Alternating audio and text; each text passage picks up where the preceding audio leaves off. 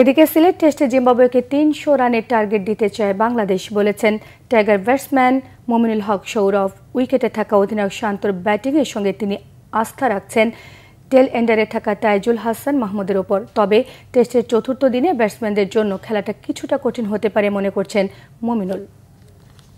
Batting করছেন, তারপরে আপনার মিরাজ আছে, অনেক ক্যালকুলেটিভ করে ব্যাটিং করতে হবে। আর কোন সময় ওদের খেলাটা একটা সময় কালকে সকালে হয়তো খুব হার্ড হয়ে আসবে, তো ওই সময়টা আমাদের একটু খুব ক্যালকুলেটিভভাবে ব্যাটিং করা লাগবে। আবার কোন একটা সময় দেখবেন যে খেলাটা হয়তো ছাড়বে, তো আমরা আবার একটা সময় আসবে আমরা খেলাটা ধরবো।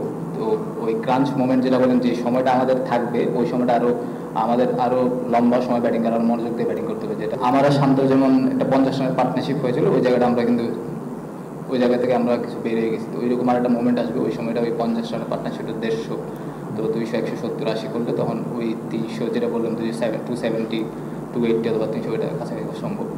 শেষের দিকে আপনি যদি ট্যালেন্টাররা যদি আপনার 50 রানও যোগ করে, ওই 50 রানের কারণে কিন্তু ম্যাচ জিতে।